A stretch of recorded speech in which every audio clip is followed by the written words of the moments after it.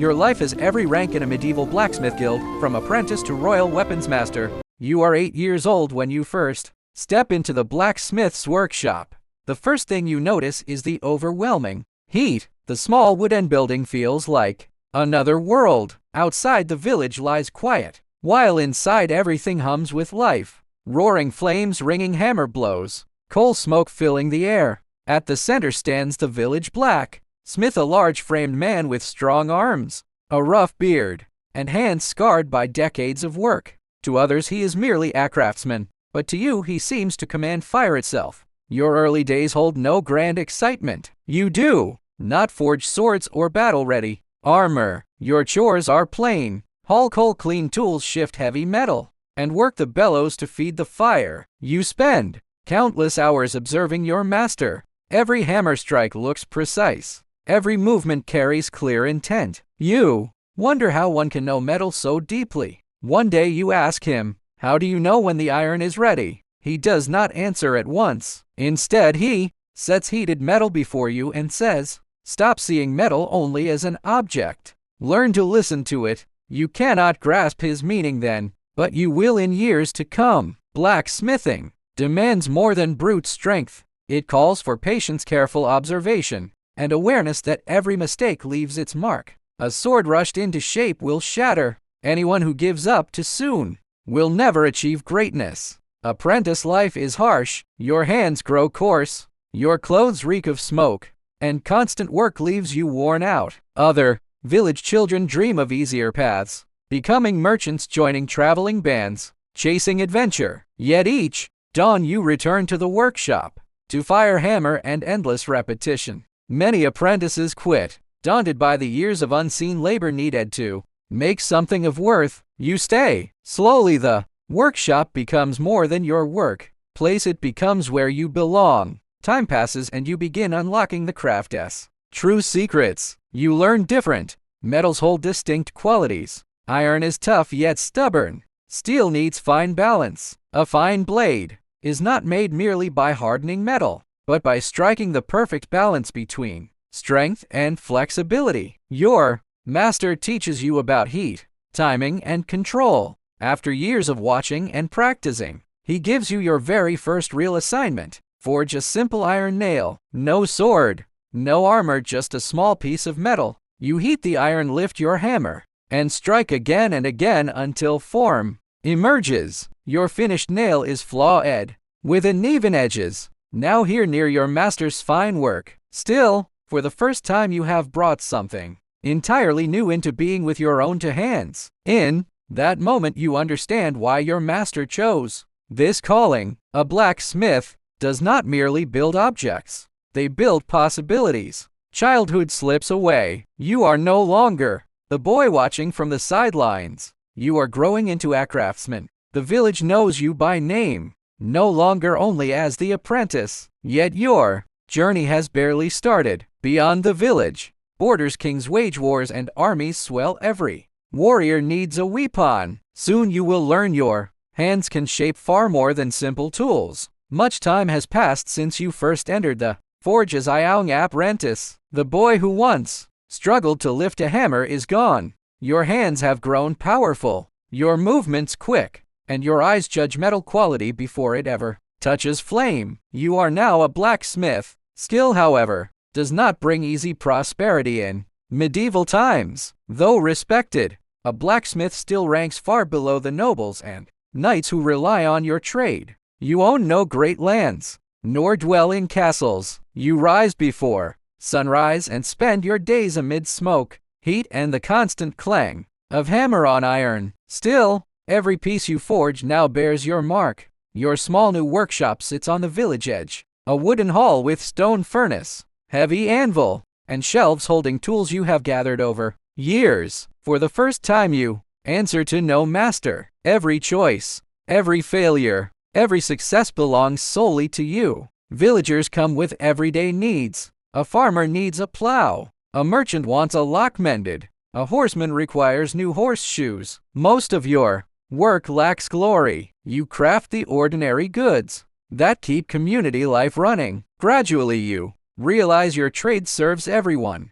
Harvests depend on sturdy farm tools. Travelers rely on sound horseshoes. Village safety rests on strong gates and arms. Your work touches all layers of daily life. Trouble stirs outside your village. Rumors arrive of kings fighting over land. Noble houses competing for power. Villages suffering raids. Conflict drives sharp demand for weapons. One evening a lord's messenger arrives with an order. Hundreds of swords for his army. At first pride fills you. This is the work every young blacksmith fantasizes about. Your blades will be carried into war. Your skill woven into history. But as you start forging, doubt creeps in. Farm tools only ruin fields when broken. A faulty sword costs human lives. Every weapon you build can protect yet also destroy. You feel the heavy weight of your responsibility. You cannot control how arms are used, yet you create the instruments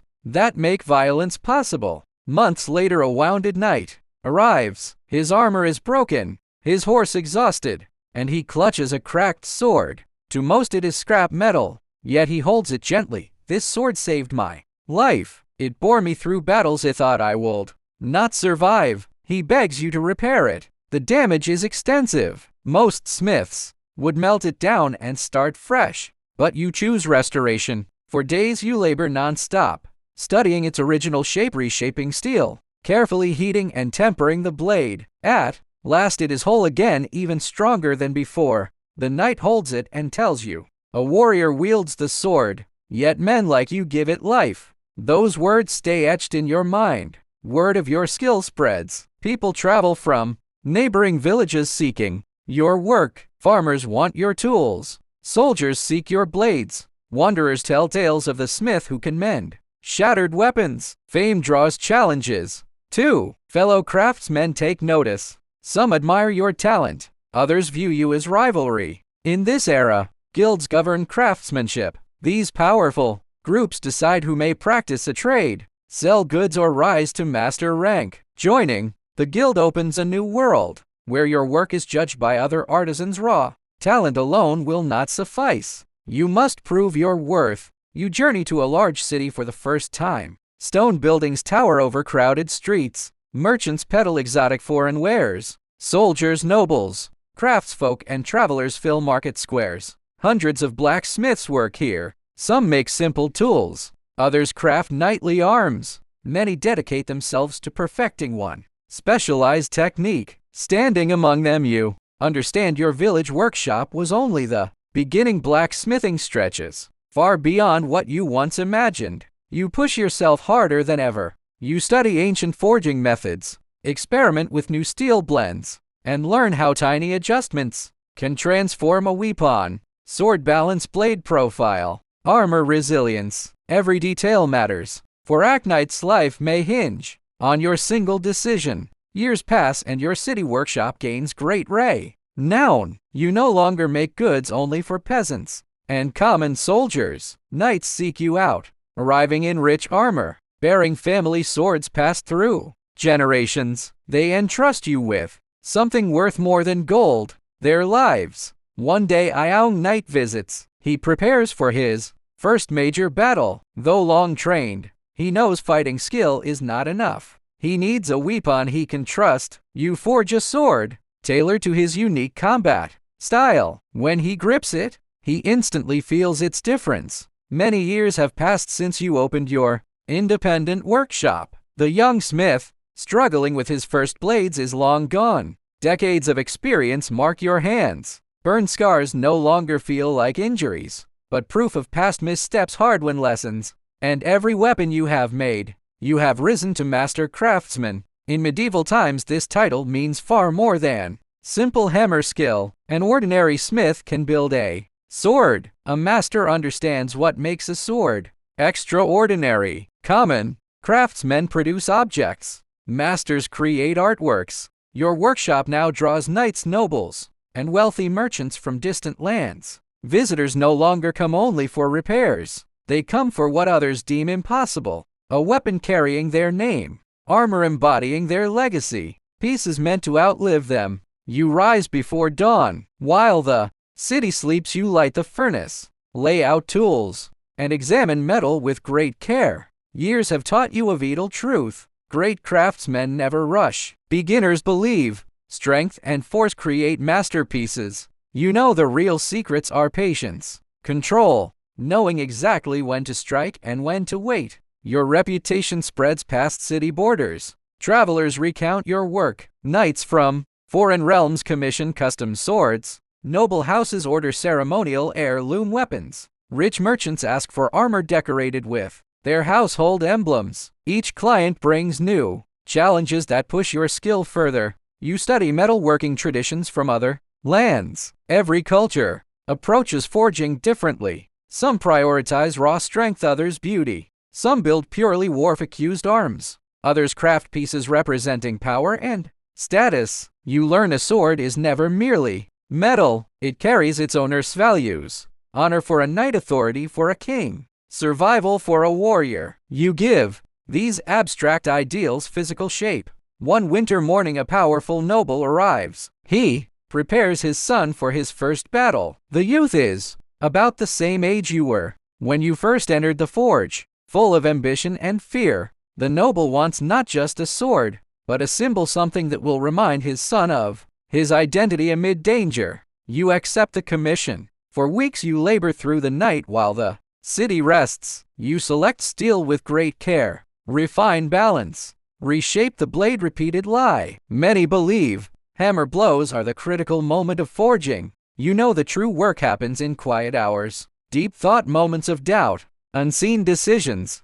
At last the sword is finished. Its polished steel catches furnace light. Its design is simple, yet every detail serves purpose. When the young knight holds it, he feels more than a weapon, he feels connection, the knowledge someone believed in him. He marches off to war. Months, then years go by. Reports come home. He has won fame for bravery, and stories of his legendary sword travel alongside your name. Fame, though, brings heavier burdens. Expectations soar with status. Ordinary smiths might survive mistakes. Masters cannot. Your work serves the kingdom's most important figures. Flawed steel can cost lives. Poorly built armor might shift a battle's outcome. The consequences of your craft stretch far beyond workshop walls. You begin teaching apprentices. Young people arrive from villages like your old home, gazing at the furnace with the same mix of curiosity, fear, and hope you once held. You pass on your old master's wisdom. Anyone can strike metal. Only a true craftsman understands what they are creating. Many apprentices come, yet few stay. Mastery demands sacrifice, endless repetition, repeated failure, choosing your trade even when no one applauds. As you age, you look back. Your home village, the old workshop, your first hammer, the very iron you shaped. Once you thought being a smith was only learning to make weapons. Now you see the craft centers on transformation. You turn iron into swords, raw apprentices into artisans, and you transform yourself as well. One evening, royal sea-led message arrives. The king has heard of your skill and summons you to serve the crown. This rare honor appoints you to craft arms for the royal house. The royal forge awaits. You glance around your workshop. Every tool holds memory. Every weapon marks a chapter of your life. The boy who once hauled coal now stands at the edge of royal power. Soon you will enter the castle, forge for kings, and your name will be widely known. You have already become a great blacksmith. Yet history holds one final trial. Crafting for common folk is one thing. Crafting for an entire kingdom is quite another. Castle gates swing open for you. For most folk of the realm, these walls stand forever out of reach. Home to kings, nobles, generals, and knights, where choices shape thousands of lives. Decades ago, you were an unnoticed village child hauling coal. Now you pass through these gates not as servant or common artisan, but as royal blacksmith. The royal forge dwarfs any workshop you have known. Your old village furnace was simple stone and clay. This one is massive. Its walls display generations of arms. Ancient swords hang beside battle-scored shields. Every relic holds stories of fighters, protectors, conquerors, and the fallen. Standing among them, you grasp the weight of your new duty. No longer do You make farm tools or arms for single knights. Your work belongs to the kingdom. Your new routine starts before sunrise. Instead of waiting villagers, powerful figures seek you. Generals ordering army weapons. Knights commissioning battle armor. Royal messengers delivering the king's direct commands. Your output is judged not only by craftsmanship, but by history. A sword you forge might decide a war's fate. Armor you build may shield someone remember read. For centuries, every piece of metal you touch carries greater meaning. Great honor brings immense pressure. Court life differs vastly from village work. Ambition drives everyone, and every choice carries repercussions. Errors that once harmed only one customer may now affect whole armies. The king demands perfection. Generals hope for victory. Knights need arms they can trust with their lives. All expect you to succeed. Soon the kingdom faces its gravest threat. A neighboring empire masses huge troops along the border. Fear spreads across the land. Villages prepare soldiers drill. Families await uncertain news. Inside the castle, the king confers with advisors over armies, strategy, and alliances. Still, one urgent question lingers. What arms will soldiers carry into combat? Even the strongest army depends on the weapons in its soldiers' hands. The king summons you. At last you stand face to face with the ruler you once only glimpsed. He does not ask for hundreds of ordinary swords. He wants a symbol, a weapon embodying the kingdom, strength and hope, fit for the realm's greatest warrior. A blade to be read long after war ends. This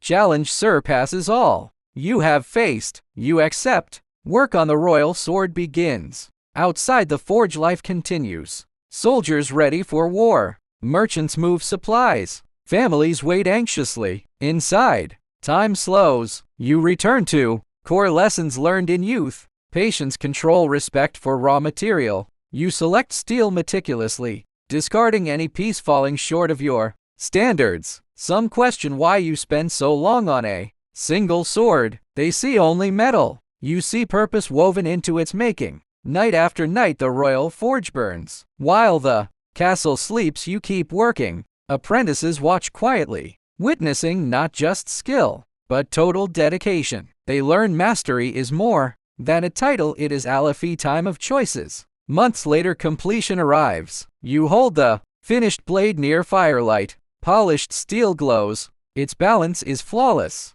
Its design powerful yet elegant. It is far more than a weapon. It carries your whole life. The coal-carrying child. The smith who mended Aknight's broken sword. The master who built arms for legends. Every phase of your journey lives within this single blade. You present it to the king before the full court. He lifts the sword carefully. Even the realm's most powerful man falls brief, lies silent. All present see not just steel, but a masterpiece. The king grants you the highest craftsman Shanor. Your name will be preserved in royal archives for future generations. War breaks out. You do not march to battle or command troops. You remain within castle walls. Yet your work marches forth. Returning knights tell you of victories, of soldiers saved by your armor, of warriors surviving because their weapons held firm. At last you understand your craft's full impact. You may never stand among battlefield heroes, yet your hands helped bring those heroes into being. Years slip by. The kingdom changes. King's age. Generations of knights rise and fade. Your forge endures. Talented artisans travel far hoping to learn from you. To them you are not merely a blacksmith, you are a legend. Even so, as you grow older you realize your greatest achievement is neither the king's sword, nor famous knight's armor, nor wealth and fame. Your true triumph is turning ordinary material into something meaningful. You took cold ore from earth and gave it purpose. You transformed a poor village boy into someone trusted with a kingdom's fate. Still your story is unfinished. Even after serving royalty, forging legendary arms and earning your place in records, one final rank remains, a level few craftsmen ever attain. Here you are no longer only a weapon maker. You become the very symbol of your trade.